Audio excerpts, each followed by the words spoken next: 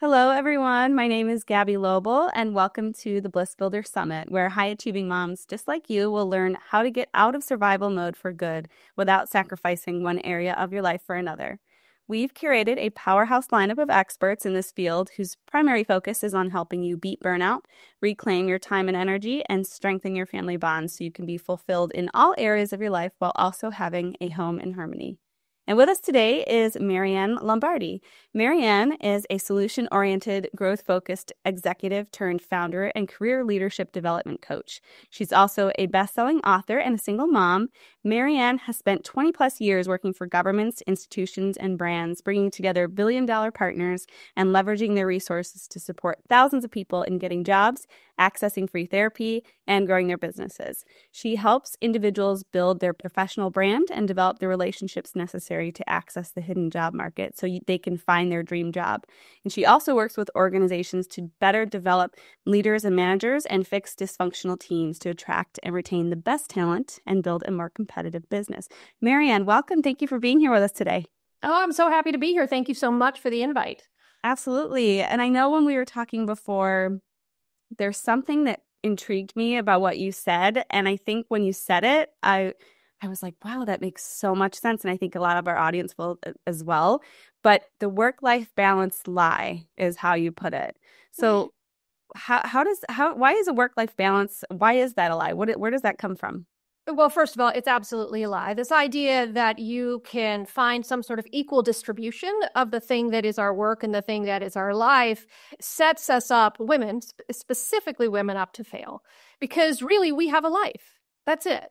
We have a life. And within that life, our work's job is to help provide the means of supporting that life. And it doesn't mean that work can be everything from a job to a passion and a calling, right? But whatever it is, that work's job is to support whatever the thing we define and we decide is our life. But when we think that we have a separate work and we have a separate life, we start negotiating between the two of them, which has more value. And there is no question which has more value because our life has the value. That's it, right? Who we are, what we want to be, who we want in that life, how we want to contribute, right, in that space, kind of what's the life we want to live, that's really the only thing that matters, right? And if we don't put that first, if we don't understand what kind of life that we want to have, we always end up in this tussle, in this competition between how we're spending our time on our work and then how we're trading that time for our life. And so it makes this unfair comparison, and it makes us like have to do this kind of thing, right? Like we're trying to put it on some sort of balance scale, which it isn't. Yeah, I agree with that wholeheartedly. And I think that in all actuality, I think the burnout comes from the role reversal. Would you agree? Thinking that the work is the more important piece and that we have to do work in order to live?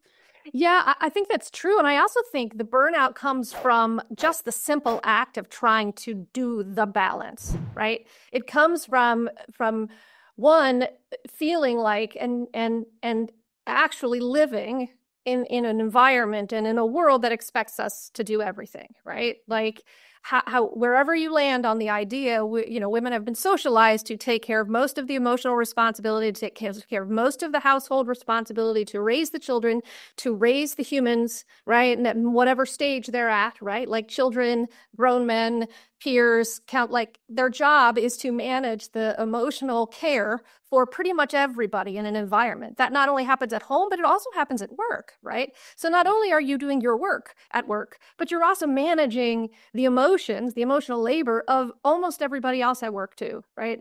So, and then you're coming home and you're managing a household, you're managing a marriage, you're the one who is usually, it's the one who is trying to make sure that marriage is working. I'm not suggesting that partners aren't involved in that, but I am suggesting that women tend to take the brunt of the labor of making sure things are working, right? So that's burnout city, right? Like that's burnout city. Plus we live in an economic environment where to afford to live, we have to have multiple jobs, right? Like both partners really need to have a job most of the time, right? So we're working really hard to just afford the basics of living. So it's just a lot, man. Like it's a lot to put in the mix there to manage all of those things. And so I think the burnout ends up coming from the reality of that And then the feeling like we have to continue the way it is because we feel like we have no solution. Right. So those two things layered on top of us makes your like head want to pop off and you run screaming, right? And crying in your car and like taking a third shower just so you can find some silence. Yeah. And would you say there's also a level of misunderstanding? And what I mean by that is when we take on all these different emotional burdens, whether it's at work or at home, there is a level of misunderstanding that happens from the perception of others. So, for example, my husband had a really difficult time realizing what a load I had just as far as emotion goes, because it's not something that's tangible. Would you say that adds, because it's emotion and managing those types of things is not a tangible thing that we do, it's just something that's almost innate within us. Is that a difficult, I guess, obstacle for us to manage, because a lot of people in the workplace and at home are not understanding what we're doing? Oh, I think that's very true. And I think communication plays a really important role in that, right? First and foremost and most primary in our personal relationships. How are we communicating what we want? And how are we communicating what we need? How do we understand the difference between wants and needs, right? And how are we understanding what it is, the kind of life that we want to have, and then how do we bring people into our world that, one, understand that, are interested in learning how to communicate with us around that, right? And then when we are able to communicate about them, can reciprocate and respond in ways that are supportive and helpful to us, right? So it's this layer of all of those things. And then the same thing must happen at work too, right? How do we find ourselves a work environment where we're cared for? So often part of the problem in work is that there's not a heck of a lot of care going on, right? So there's a lot of like, get your work done and show up on time and make sure you get your butt back to the office and, do all this, but there's not a lot of care, right? Like in teams, how do managers really talk to their employees in ways that they feel cared for? How do they listen actively, right, in order to feel cared for? How can they make adjustments where necessary to support them? You're not always going to be able to a team manager is not always going to be able to do what a team member wants, but sometimes just listening and caring enough to understand helps alleviate the burden that the individual is feeling, even if they can't get everything that they want, right? So it's all across the board, right? Is that care and communication. Yeah, and you don't even think about that as part of productivity. You think productivity is getting things done, but how the most efficient way to get something done is to be in the right mindset to get it done, correct? Because then, we're more efficient that way. Productivity just naturally happens when you're in a good mood, in a good work environment, in a good place. Right. And to feel like the impact you're having, it matters, right? Like Yes. if we don't feel like we are valued in the place that we are, whether it's in our personal lives or our professional lives, it is a heck of a lot harder to get shit done. Right. Yeah. So it really matters to understand that we are cared for, right? So that we're caring for ourselves, but also that the other people are caring for us, right? And not coddling us and not making everything easy so we can't, get uncomfortable sometimes. Uncomfortability is an important thing, but that's not the same thing as being cared for. Yeah. So with this work-life balance lie that you have, what is the alternative? What can we do instead? Well, the first thing that we can do instead is stop striving for it. Right? Stop striving for that work-life balance. Stop looking at that as some sort of marker of success, right? Is just to strip ourselves from this idea that balance is the job, right? So I think that's the first thing. The other thing is to really understand what you want and take some time to figure that out. We don't really, women specifically, don't sit down and talk to themselves or other people, right? Maybe a therapist, maybe your trusted friend, maybe whatever, and ask and talk about like, what do I want? Not what do I want for my family? What do I want for my partner? What do I want for my children? Right? What do I want for my job? How do I want to be perceived as being able to handle it all? No, what do you want? What do you want your life to look like? How do you want to feel when you wake up in the morning? What do you want to see when you wake up in the morning? What does it smell like where you live? What does it sound like where you live? Right? Like, what do you do in your off time? What makes you feel cared for and needed and loved? Right? So taking the time to figure some of that out and recognize that that is not like a weekend process, right? Like that's a journey, right? Is to be able to have that self-reflective process where you figure out what you want and then interrogate whether or not you are living in alignment with what you want, right? And you're not going to get everything. It's not about perfection. It's not about having absolutely everything you want, but it is important to start aligning what you want with the way you live.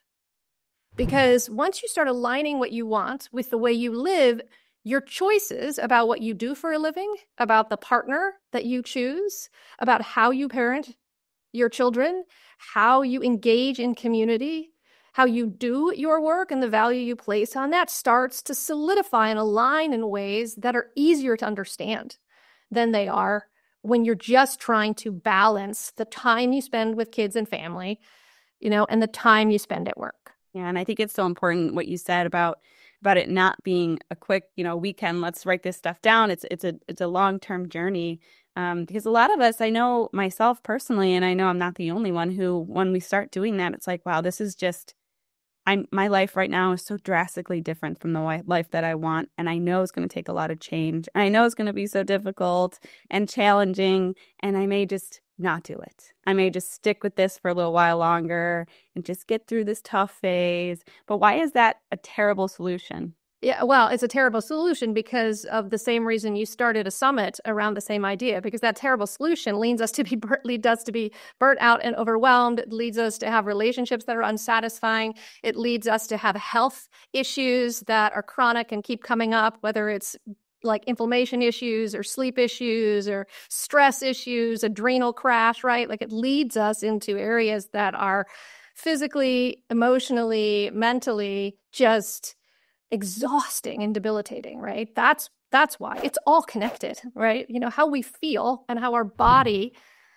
exists in this world is directly connected to whether or not we're living in a way that feels good to us, whether that supports us in the things that we want to be supported in. But as you're talking about, like, it's hard to look at that, because if you look at that and you ask yourself those questions and you discover things that are out of whack, then you really got to do something about it. And the doing something about it is hard because it bumps up against stuff, right? Like, I'm a relatively new empty nester. I spent 20 years, most of that 20 years as a single parent, with my child at the core, the center of my being, right? Like the center of my world. My decisions have all been around that, right? They're becoming an adult.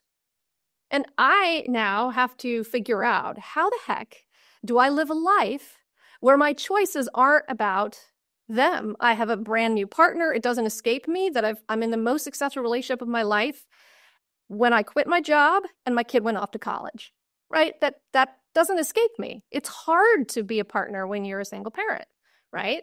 But now I'm sitting here going, oh boy, now I have to, what does it mean to start bringing somebody else into that world, right? And make decisions for an us that's totally new to me. And so it's like, it reshapes, like I have to rethink, and it's like bumping up against some hard stuff, right?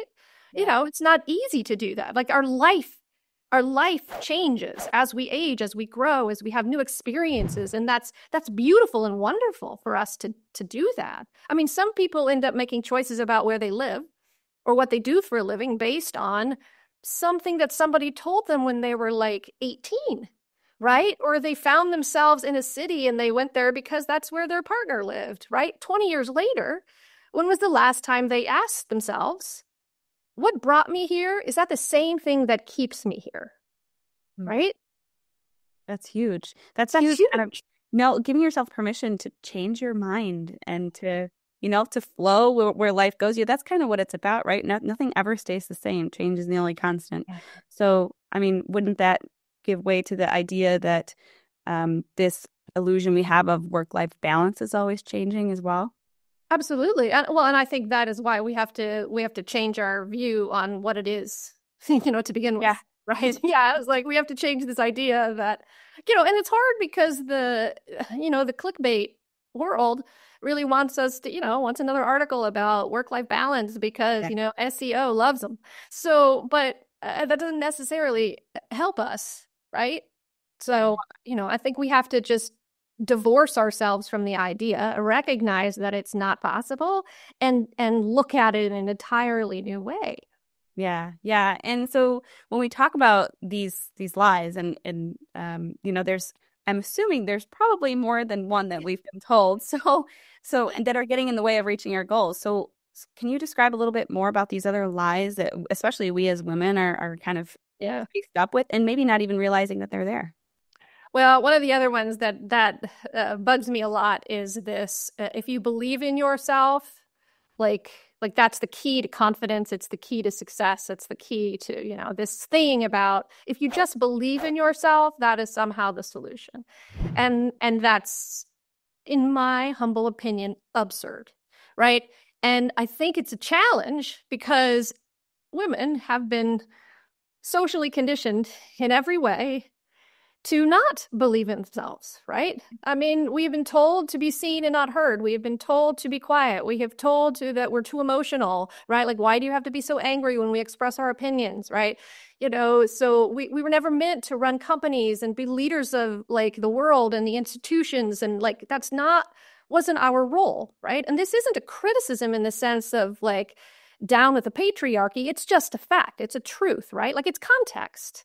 It's context that we live in. And it doesn't mean that we don't love some of the roles that we have conditioned to do. That's not what I'm suggesting. But I'm suggesting that when we are out there trying to do things that the world either overtly or subtly continues to remind us is not our place, of course you feel self-doubt.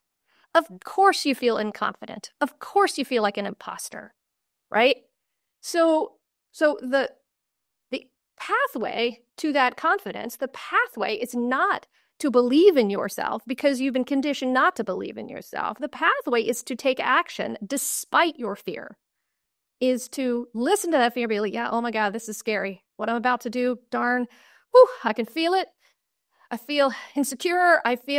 But breathe. You know what? I'm going to do it anyway, right? Like, that's the path. The path is to recognize what you're feeling, breathe, and take action anyway, right? And what you find is that consistent action that you take leads to results. And as you get results, right, and you learn and you grow and you get better at it and you get better at taking action, what follows that is confidence.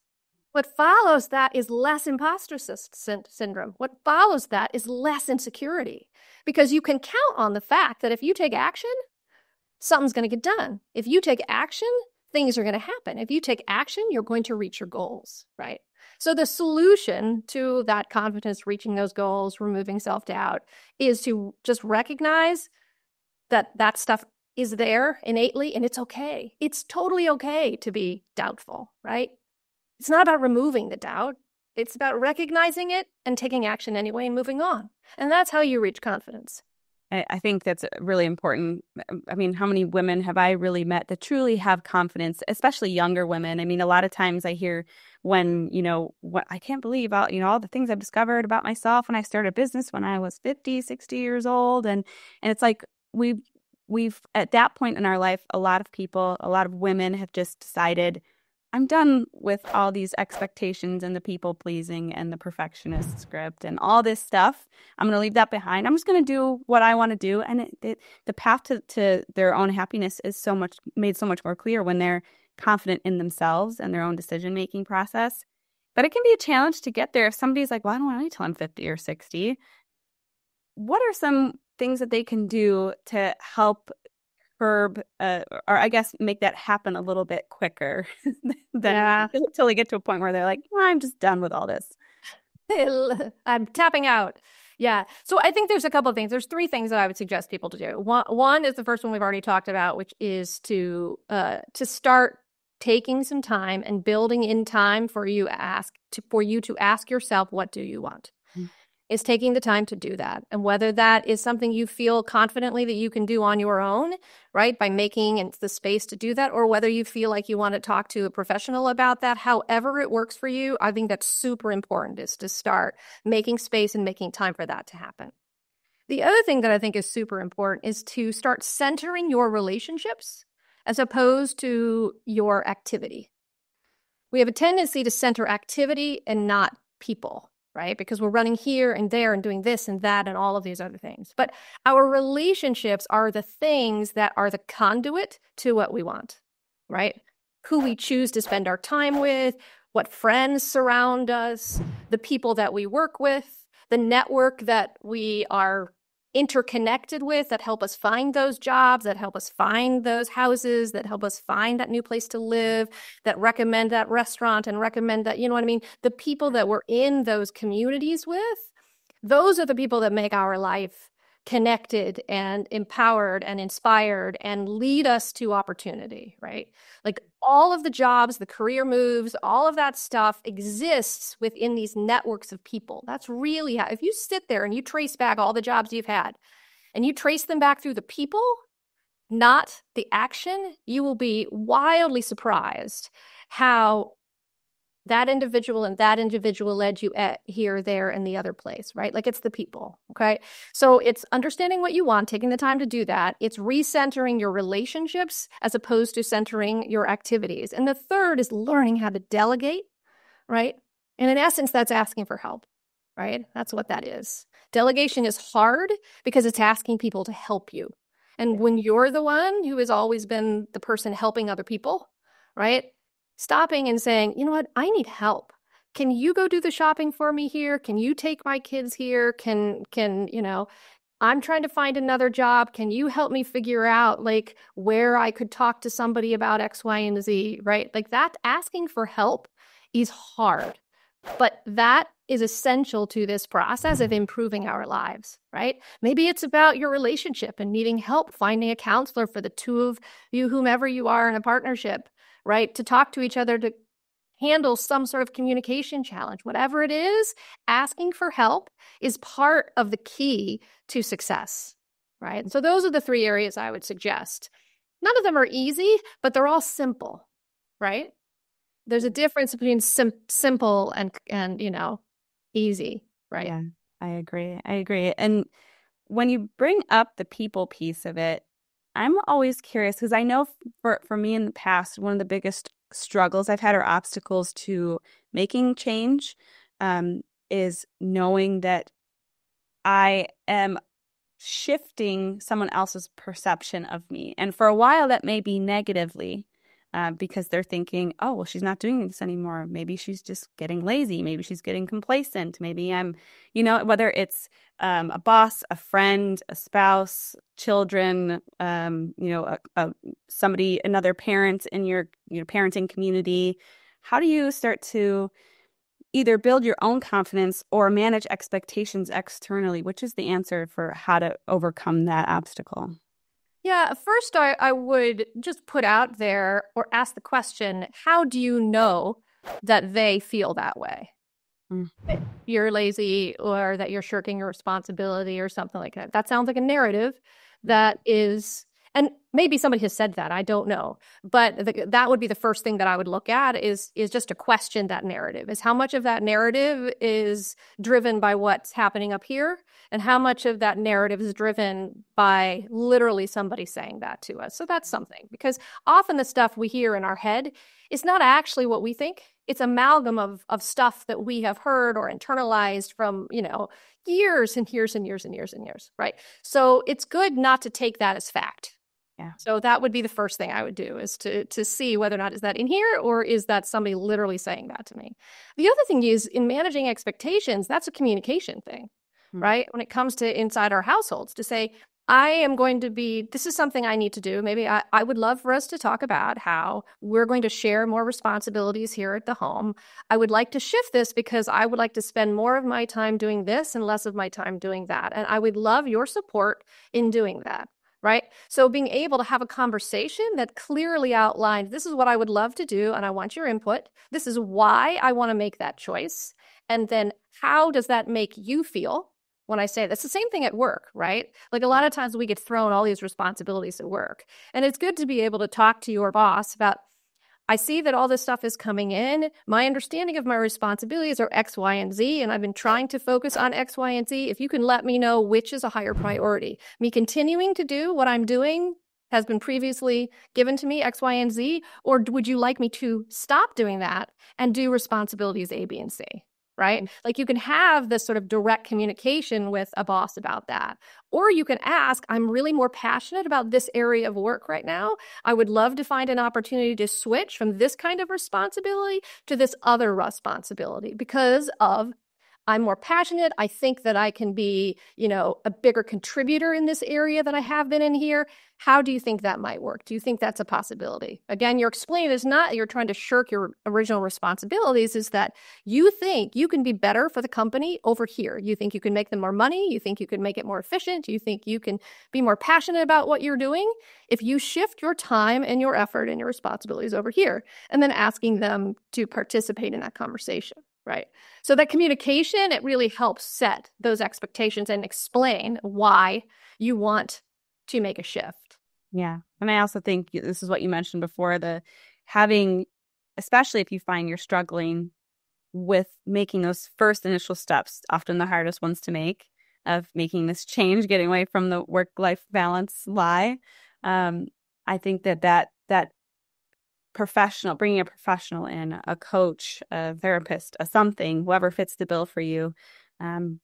Would you say that that's one of the best ways to get from A to B the quickest way possible? Yeah, well, I do think that's often why people bring in, especially a coach. I mean, there's multiple reasons people bring in a therapist, but I think a lot of times it is having a really good coach.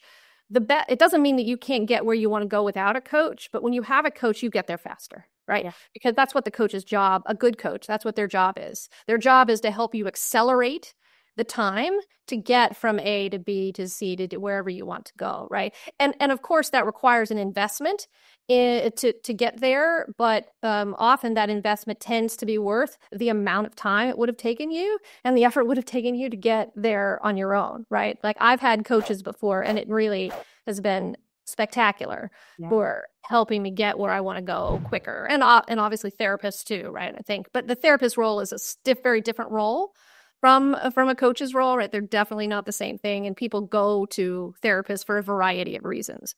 Right. Yeah. No, I agree. I think that's really important to note. A lot of people because I know personally, I struggled with, am I going to be able to do this on my own? And probably not. I'll just stick it out for as long as I can doing what I'm doing. Again, we had that script. It's just like, it's uncomfortable, but I'm comfortable with the uncomfortable here because at least it's familiar to me. And getting out of that is and having somebody who's been there, it makes it a little less uncomfortable, a little less unknown because they've done it before. So just want to make a point. But Marianne, thank you so much for sharing everything today and bringing everything, laying it all out to us, all the lies, because we all know them and we just maybe haven't heard them in the form of a lie before. But this has been so enlightening.